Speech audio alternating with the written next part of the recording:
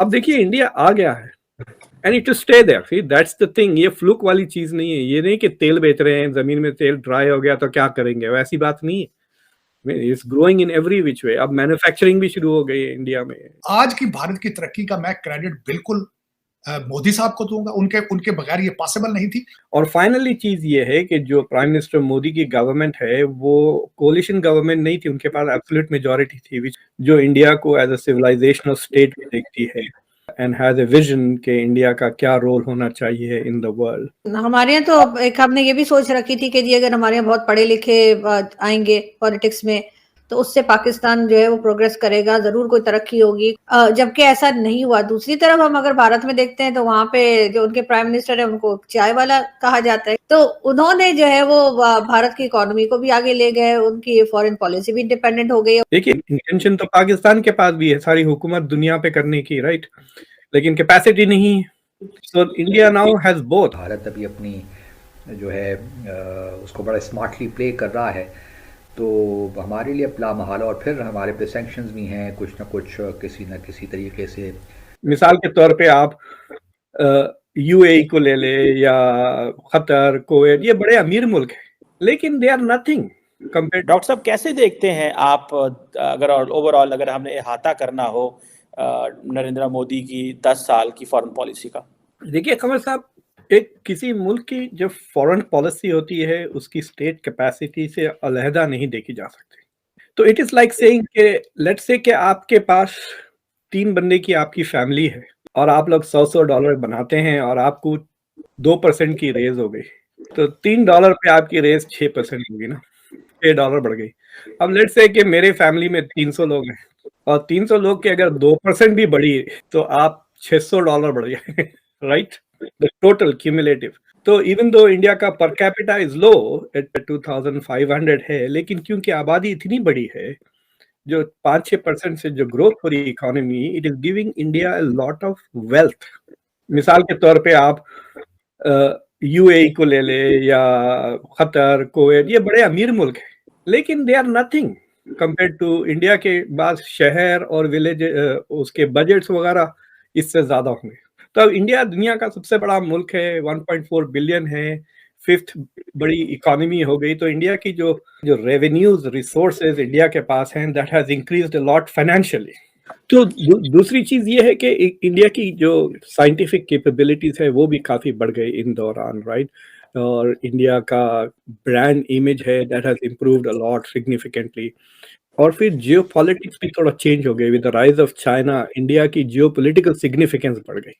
और फाइनली चीज ये है कि जो प्राइम मिनिस्टर मोदी की गवर्नमेंट है वो कोलिशन गवर्नमेंट नहीं थी, उनके पास एब्सोल्यूट मेजोरिटी थी। और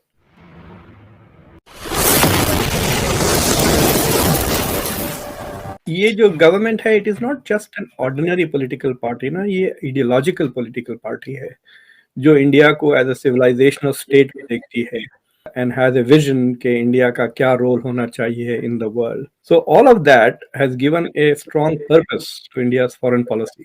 और luckily for them they also now have the capacity for it. देखिए इंटेंशन तो पाकिस्तान के पास भी है सारी हुकूमत दुनिया पे करने की, राइट, लेकिन कैपेसिटी नहीं है। So India now has both. India has the capacity to pursue its goals. So I have a feeling कि ये सारी चीजें कई ducks in a row आ गए। China is pulling the world towards India और इंडिया की economy is also pulling people towards India. आपको याद है बोरिस जॉनसन के मुंह से राल टपक रही थी to do a free trade agreement with India जब वो आए थे। मैं आज सुबह ही एक आर्टिकल पढ़ रहा था, मुझे याद नहीं whether it was in the wall street journal या फाइनेंशियल टाइम्स में, लेकिन वो कह रहे थे कि इंडिया बार्गेन कर रहा है, India is using its economy and taking favours. तो फॉर एग्जांपल इंडिया टेस्ला को एक्सेस दे रहा है अपनी डोमेस्टिक मार्केट में, but in exchange with that it is getting something from Tesla. जैसा अब ये EFTA का जो फ्री मार्केट डील हुई उसमें उनसे $100 बिलियन का कमिटमेंट लिया इन्होंने इन्वेस्टमेंट के लिए। जैसा कि जो एग्जीबिशंस पे नहीं होते आके अपनी स्टॉल लगा लें लेकिन एंट्री टिकट जरूर बेचें। so that is what all of this has come together for India in a very good way. So you can say कि ये जो decade रहा है from a foreign policy perspective, it has been the most successful in many decades for India. अब देखिए India आ गया है। The only change that is going to happen is के इट विल बिकम नंबर 3 कब? ये Japan is not going to catch up. Germany थोड़ा ज़रा आगे है, वो 4th पोज़ीशन पे आ गया है, जर्मनी 3rd पोज़ीशन में है। हो सकता है कि 2027 में ही दोनों को एक साथ इंडिया क्रॉस कर ले। And it will stay there. See that's the thing, ये फ्लूक वाली चीज़ नहीं है। ये नहीं कि तेल बेच रहे हैं, ज़मीन में तेल ड्राई हो गया तो क्या करेंगे, वैसी बात नहीं है। It's growing in every which way. अब मैन्युफैक्चरिंग भी शुरू हो गई है इंडिया में, सर्विस इंडस्ट्री भी है। तो ये सब क्या वाकई में तालीम यहाँ पे बहुत इम्पोर्टेंट है या सोच में फर्क है? मेरा ख्याल है जो रवैये हैं ना, और जो मॉडर्न दुनिया के साथ चलने के जो पैरामीटर्स हैं, उनको अगर आप अडॉप्ट करेंगे तो फिर आप आगे जाएंगे। तो हमारी अपनी पाकिस्तान की तारीख ने साबित किया कि बहुत से लोग फॉर्मली बड़े एजुकेटेड थे, लेकिन उन्होंने बर्बाद करके रख दिया मुल्क को। फॉर्मल एजुकेशन बहुत थी, बाहर के पढ़े हुए थे बहुत से लोग। तो ये लोग जो थे, ये इनमें वो विजन नहीं था, इनसाइट नहीं थी, सिर्फ ये था कि जी ये फला यूनिवर्सिटी के पढ़े हुए हैं, ये फला यूनिवर्सिटी के पढ़े हुए हैं। इसके बरक्स आप भारत में देखें, कोई बड़ी यूनिवर्सिटी के पढ़े लिखे लोग आपको बहुत ज्यादा नहीं मिलेंगे वहां पे, लेकिन विजन है, वे फॉरवर्ड है उनके पास।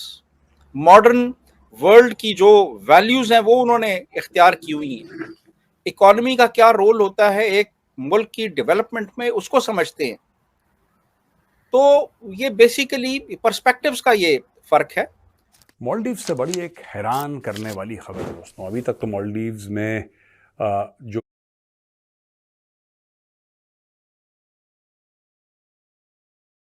खबर आ रही थी मालदीव से, जो हमने सुना था कि भारत निकल जाए और भारत यहाँ से चला जाए और भारत की फौजें हैं वो निकल जाएं और भारत ने बड़ा परेशान कर रखा और भारत की वजह से ये, तो भारत की वजह से वो, और इंडिया आउट के ऊपर पूरा जो उनका राष्ट्रपति का चुनाव हुआ था जिसमें मोहम्मद मुइज़ इलेक्ट होकर आया था, वो सारा का सारा जो मैटर था दोस्तों, वो इंडिया आउट कैंपेन, या फोटोज देख रहे हैं, इंडिया आउट, इस कैंपेन पे पूरा उनका चुनाव चढ़ा था। अच्छा, ये पूरा का पूरा झूठ बोला इन लोगों ने, चुनाव तो चला लिया लेकिन पूरा का पूरा झूठ बोला। इंडिया आउट का क्या मतलब है यार? इंडिया आउट, इंडिया था ही नहीं वहां पे, आउट कहां से? और इन्होंने ऐसा बताया लोगों को, एक्चुअली लोगों को झूठ बोला। अच्छा, ये लोग भी बेवकूफ हैं वहां के, मुझे लगता है कुछ कुछ, सबकी बात नहीं कर रहा, कुछ कुछ लोग बेवकूफ हैं जिनको ऐसा लगने लगा कि भैया मालदीव्स में हजारों दर हजारों भारतीय सैनिक हैं। और आपको पता है थे कितने? लोग कहते हैं 78 से लेकर 85 के बीच में कुछ फौजी थे, और वो भी इन्हीं की मदद के लिए थे क्योंकि इन्होंने हाथ जोड़ के मांगा था कि भाई प्लीज हेल्प कर दो यार, इंडिया, बड़े भाई भारत, हेल्प कर दो यार, बहुत फंस गए यार, प्लीज हेल्प कर दो भाई। तो उसने बोला ठीक है, इंडिया ने बोला ठीक है, वहां पे जो भी मंत्री होंगे उस वक्त हमारे। अब इनकी मदद कर दी। मोहम्मद मुइज़ आया, उसने चाइनीज से बात करी और चाइनीज ने बोला कि बेटा सुन, तू चढ़ जा सूली पे, भला करेंगे राम। तो ये ज़ेलेंस्की का छोटा भाई है। Mohamed Muizzu is the younger brother of Zelensky. जैसे वो बेवकूफ़ है ना ज़ेलेंस्की, अमेरिका की फूंक के चक्कर में चढ़ गया, ये भाई फूंक के चक्कर में भारत के खिलाफ इसने एक जंग छेड़ दी। अच्छा, अभी एक हफ्ता पहले खबर आई कि सब वहाँ के टीचर्स हैं, टीचर्स गायब हो गए। अब वहाँ के बच्चे कह रहे हैं कि हम तो क्लास में बैठ जाते हैं, माट साहब गायब हैं, क्योंकि माट साहब तो इंडियन थे, वो तो भारतीय थे, वो छोड़ के चले गए। आपने बोला इंडिया आउट, तो फिर इंडिया आउट, तो फिर इंडिया आउट, इंडिया तो छोड़ के चला गया।